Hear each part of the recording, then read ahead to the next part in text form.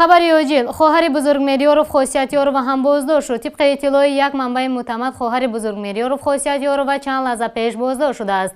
هنوز از طرف کدام نهاد بازداشت شدنی او معلوم نیست. چند پیش خاصیتیارov با خبرنگاران ما گفته بود که تهدیدش کردند تا از صحبت با خبرگزاری ها و شبکه اجتماعی کنارگی کند. او گفته بود تنها یک مصاحبه دیگر میتواند سبب بازداشت شود. دیروز زوجه و پسر سید عمر حسینی جانشین اول رئیس حزب نهضت اسلامی تاجیکستان هم از طرف کارمندان شعبه دوشنبگی مبارزه با جنایت سازمان یافته بازداشت شده بودند.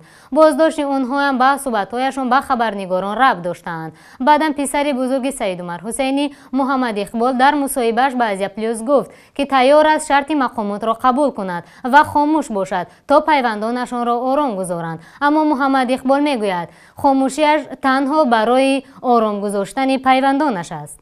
دیروز تقریبا ساعت‌های بگیم ظهر اومده از خانه مادر و برادرم رو به شعبه اوبا بردند. بازپرسی اونها یا همون بازداشت اونها برای همین بود که یک دو روز پیش من با چند سوالی که خبرگزاری ازیا پلوس به من داده بودند با آنها جواب دادم.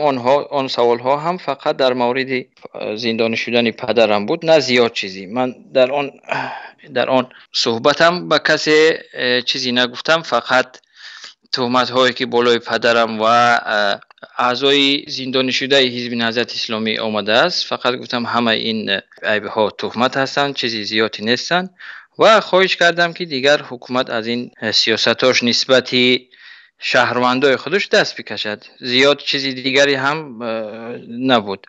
لکن مقامات امنیتی آمدن و مادر و برادرم را بازداشت کردند و یعنی یک نوع فشار برای من بود که دیگر در خبرگزاری ها صحبت نکنیم و در صفحه اجتماعی هم فعال نباشیم و از حقی که حق خود ما هست هیچ دفاع نکنیم. پس از آن که من باز در ازیا پلوس بله آنها خودشون وقتی که آمدن اونها رو از خانه بردن گفتن که ما برای کارهایی که پسر شما، البته این رسمی نیست لکن او را همین خیلی میگویند، گفتن که برای کارهایی که فرزندتون انجام داده در خبرگزاری ها صحبت میکنه و در سایت های اجتماعی صفحه اجتماعی فعالیت داره، برای همون میبریم تا یعنی که از پسرتون خواهش کنه که دیگر فعال نباشه در سایت های اجتماعی و صفحه های اجتماعی و از حق خود دیگر دست بکشید یا که خاموش باشید که دیگر فایده ندارد. هیچ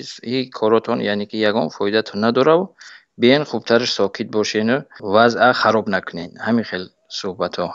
من دیگر دیگر مجبور میشم، مادر است برادر است، اونا رو هم فهمیدن در کار، اونها در داخل کشور هستن و من در خارج، اونها زیادتر رنج میکشن و چیزی که اونجا میبینن اون فشارهایی که اونجا هست اونها میدونن، من راستی چیزی رو نمیدونم. فقط دیگر به این خلاصه رسیدم که دیگر دست از فعالیت کردن در صفحه های اجتماعی و در دیگر قسم های دیگر در سایت های و خبرگزاری ها دیگر فعال نباشم تا که بالای خویشاوندان و اهل و عائله، مادر پدر هیچ یعنی ضرری ناید از طرف مقامات.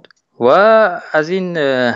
از این کار هم میخواهم که باز حکومت دست از همین فشارها بردارد، چون که ما از حق خودمون فقط میخواهیم دفاع کنیم، نه چیزی زیاده. پدری من را با تهمت بردند حبس کردن و همه زندانیایی که در آنجا زندان هستند همش با تهمت های مختلف زندان شدن و همین را ما میخواهیم که همه اینها تهمت است و بیایید از این تهمت ها دست بکشید و اینچنین از این کار انتظار داریم که مقامات در روزهای نزدیک باید که حلنامه یا همون عیبنامه‌ای که بالای پدری من و اعضای دیگری حزب باید بیارن، همون حلنامه ها را بیکار کنند و از این تهمت دست بکشند و آنها را آزاد کنند و ما هم دیگر بر راستای خودمون در هیچ جا فعال نمیشیم و برای در آینده برای آبادی وطنمون باز کار میکنیم یک جایگی و همین خیلی دوام میکند انشالله. اول من امید دارم که کار خوب میشود، چون که خود اینها هم خود مقامات هم همین طلب را دارن که دیگر خاموش باشید، فعالیت را کم کنید تا حال وضعیتر نشود. یعنی من از این فهمیدم که انشالله که یعنی خاموش شدن ما به خوبی انجام مییابد. یعنی بهبود شدن وضع. لکن اگر دیگر که وضع خوب نشد و مقامات دیگر باز به همین سیاست هایی که هستند ببرند تهمت هایی که زدن بالای پدر و بالای دیگر اعضا، اگر اینو باز دوام کند دیگر ما با حق داریم که از حق خود دفاع کنیم، باز به سازمان های جهانی، باز به صفحه های اجتماعی، باز به سطح ها و خبرگزاری ها و هر کسی که هست حق داره که مراجعت کنیم و حق خود را طلب کنیم. این حق را هیچ کس از ما گرفته هم نمیتونه و ما از حق ما گذشتنی هم نیستیم. فقط برای آبادی و پیشرفت وطنمان کار میکنیم. این خاموشی مونم که دیگه خواستیم از یعنی که ساکت باشیم، خاموش باشیم یک مدت. برای همین است که میخواهیم که از طرف ما یک اقدامی باشد برای دست کشیدن حکومت از این سیاست هایی که حالا در قبال پدر و اعضای حزب نهضت اسلامی گرفته است باشد.